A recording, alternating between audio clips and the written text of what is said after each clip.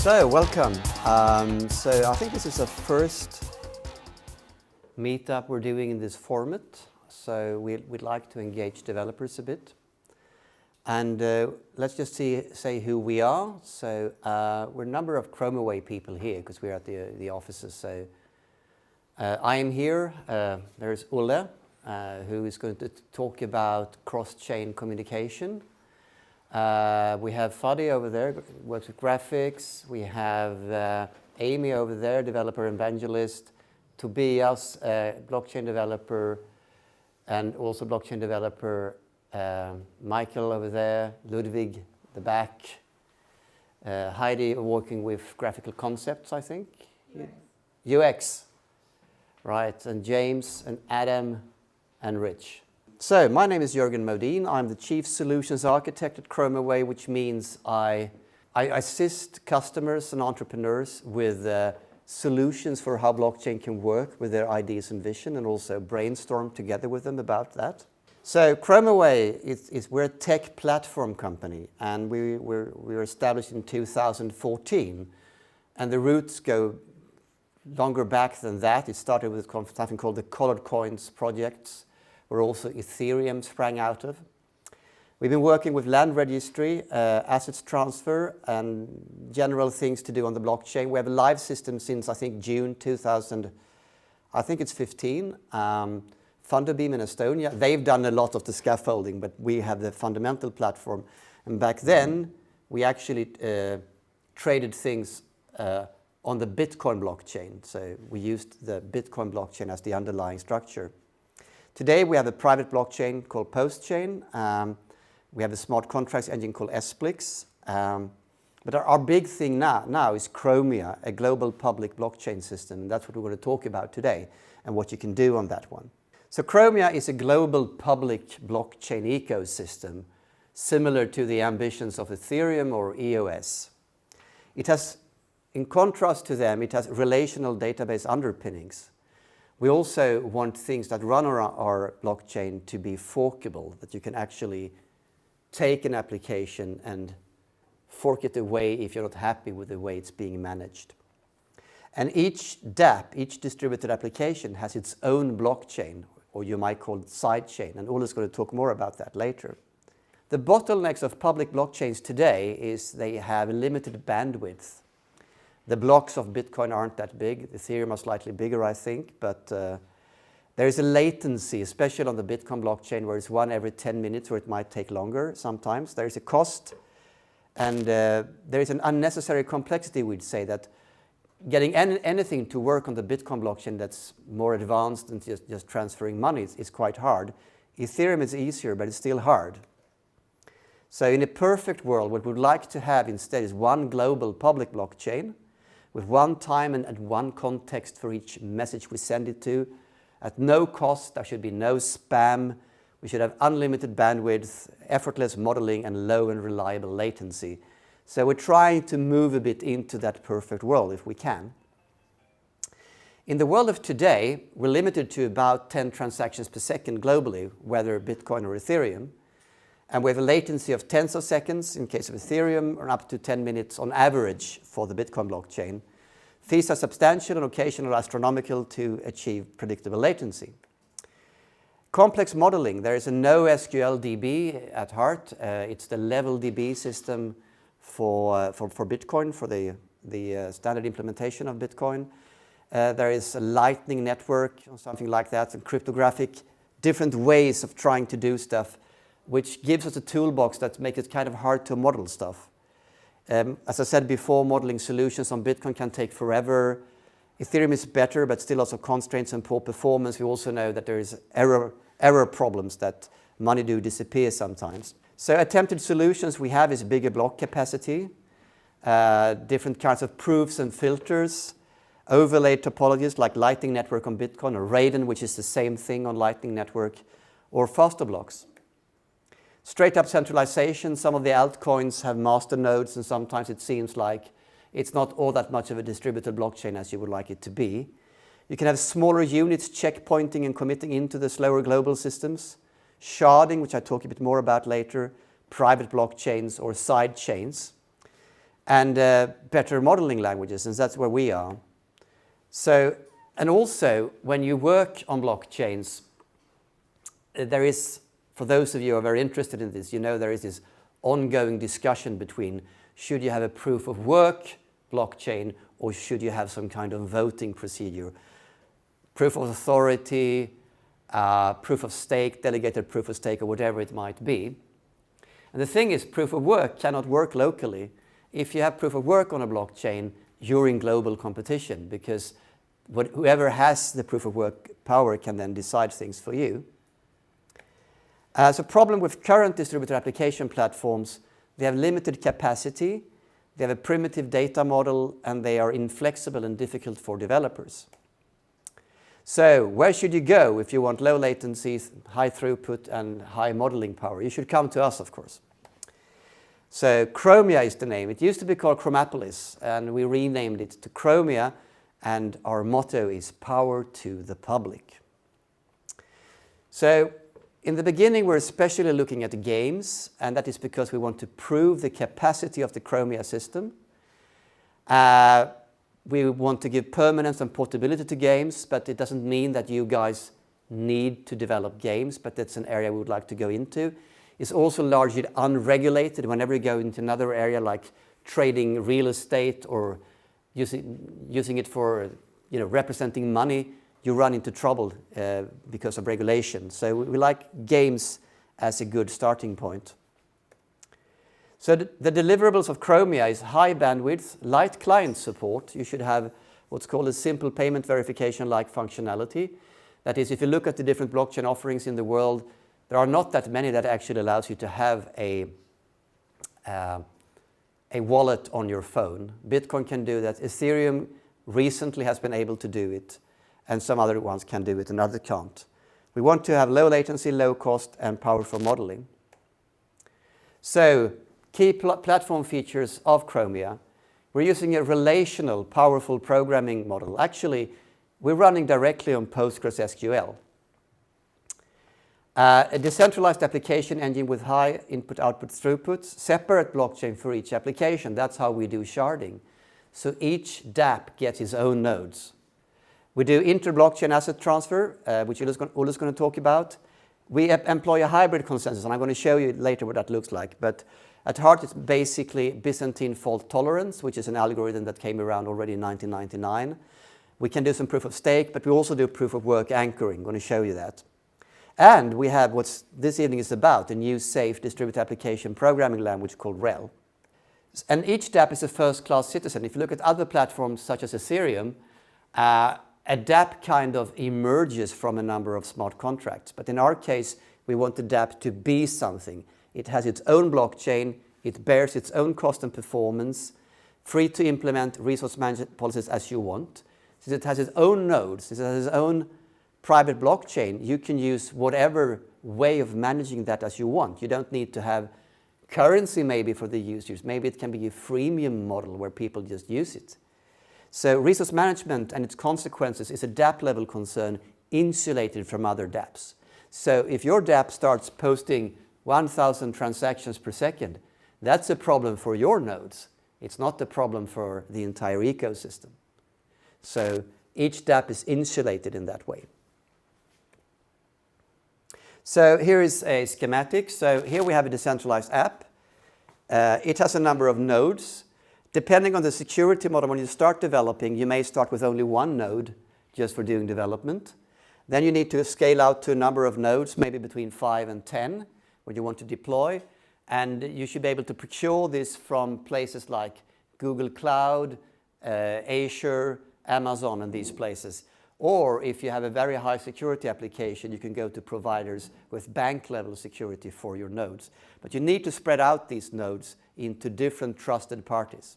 Each chain is anchored into our main Chromia blockchain, which in its turn is anchored into proof of work, public blockchain, checkpointed, such as Bitcoin or Ethereum. We'll see how long Ethereum will be proof of work. They're trying to get away from it. I think there is something going on right now. We'll see if they ever do it. Anyway, so we anchor into a larger blockchain, such as, for example, Bitcoin. Sharding, we actually do on the Dapp level. So On Ethereum and other platforms, they try to do sharding kind of, as far as I know, randomly, that they try to make clusters. But in our system, each dApp has its system because we believe that the communication will be most inside that dApp. But we also have solutions for communicating between the different blockchains. So Rell is the language we want to look at today. It's a type-safe language, and the reason we went for Rell is because otherwise, if you're in the technology underlying Chromia, so when I and Tobias were working last year, for example, we programmed, or actually Tobias programmed in Java and in SQL. The problem there is that it's hard to verify the entire system because you get like a mismatch between SQL and the rest of the system. So what we've done in this system is we take the relational algebra and put it into the language called Rell. We also have a token which is actually traded today. I think it went live about 2 weeks ago on KU Coin. And the token is there to drive consensus and provision dApps, remunerate developers. Exchanging between dApps enables multiverses of games. Dapp users can crowdsource new dApps, and you can have freemium gaming models by liberating developers to design their own economic structures for dApps. And it should also be possible to crowdfund, basically, projects on this system with the Chromia token. To summarize our approach, we're offloading to the big blockchains, but checkpointing into them. We're offloading, not offloading the big blockchains, but checkpointing into them. We're not offloading to them. That would be silly. Sharding on a dApp level. We offer optionality with regard to blockchain governance. We're not afraid of vote-based solutions. We think you need to go there if you run some kind of local system. We use the modeling expressiveness, capacity, query performance, and data integrity of relational database systems. Okay, now over to Rell, the underlying language for this platform. So it integrates application code and relational algebra into one type-safe unit. And somebody in the office asked me the other day, how much faster is it to program in Rell than in, for example, Ethereum Solidity? I don't know, but I said 5 times. We'll see. 50 times would be ridiculous. So it's probably around 5 times, right? Rell in a nutshell, it's a strongly type C family language. It's pretty much the same as Kotlin. In fact, the whole system is developed in Kotlin on the JVM. It runs on the JVM. We use relational algebra that is also strongly typed, and we have built-in support for receiving transactions. So if you look at the nodes, communicating with each other, driving consensus, there is an external interface. That is, the clients are actually using your system, the mobile phones and computers and servers. So Rell has an interface directly for these. So they are called queries and operations. Whatever the clients want to do, they will either want to ask about something or they want to add something to the blockchain. That's called an operation. So we have an integrated development environment, which some of you may have downloaded and tried. Otherwise, we'll do it later today. It runs in Docker, so it's click and go. We have a web browser-based UI, but this is also a demo environment. So we're going to shift not shift, but we're also going to add language servers. So for many editors today, there is a language server standard, for example, for VS Code and other systems. So we can create one language server component that then can be used to help the editing experience in the different editors and IDEs that you like to use. So over to the Rell language. So classes. Every table is a class, and classes have attributes. So this is a Rell code. Class foo, index text, colon text, key foo, colon integer, bar, colon bytes, end. So this is how we create a table in Rell. And what this one does is that it creates a text field of type text with a name text. And we make a composite key here by just putting a comma in between here. So we declare both these fields, and at the same time, by putting key and a comma between them, we make a composite key. And every attribute is strongly typed. Classes link to other tables by class name, and class attributes are non-nullable, and like we did some modeling a couple of weeks ago, and we needed to have some users in the system, and some of them didn't have logins. So shall we put null in so they don't have a table for the login information? No, you need to use an association class and just don't make an entry for that relation, which is proper RDB design. So we kind of enforce it that way. Queries and operations. Queries read stuff from the blockchain. Operations add transactions to the blockchain. So looking at queries, here's a query. You just put the word query, and by doing that, you have declared the interface for the clients accessing your Dapp. A bit like in a web server, you would write, get or post or put or something like that, right? So the name is foo, and we have an agent pub key of type pub key. Pub key is a native type in this system because we're working with blockchain, so pub keys are going to be rife. Agent ID of type text, organization number of text type text, and then whatever code you need to do the query. And here's an example of how we select data. And it's actually, if you look at the last line, it's similar to SQL, but we start with from, where, select. It's that syntax. So in this case, here's the name of the table. And here is the things we want to be true about the rows, the records we retrieve. Cert pub key equals agent pub key. The comma means and. Cert agent ID equals agent ID. And then we tell what data we want from it. Sorry, where did that come from? We are actually saying that we want the return field, to be called status ID. And the content of right. The named field status ID is taken from the set status type point ID. Thank you. Michael points out that this is an alias. This is the name. Sorry. Threw me a bit. So this is the fields you wanted out makes a record. So this is the syntax you use. Queries. So we saw the @ sign there in the previous one. So if we have a question mark, it means it returns 0 or 1 records. And if it doesn't do that, we fail. Exactly 1 without any modifier here. 0 or more, this would be like SQL works today. And plus returns a list, 1 or more, fails if none found. And you can do unions like this. So here we have 2 tables from which we are interested in getting data from. 0 or more rows we want. Here is username equals Bob, company name equals Microsoft, and user XYZ equals company XYZ. So you can see the difference there. So that's how you can do one kind of join. Operations add transactions to the blockchain, and it mutates the database. So when you're working with Rell, you have a number of tables, just like any database. And the database state is the current state of all operations on the blockchain so far. So you just put in transactions, they result in Rell code, the Rell code mutates the database.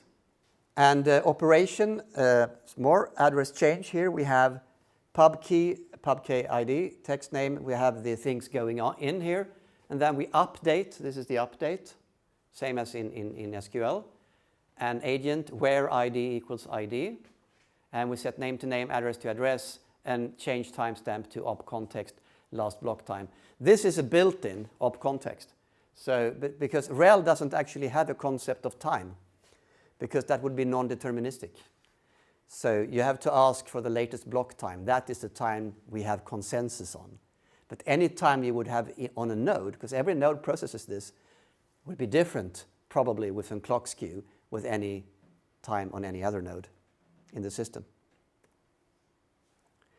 And that's all I have for you guys.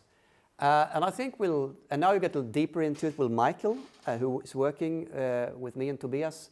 We're working on making a share registry.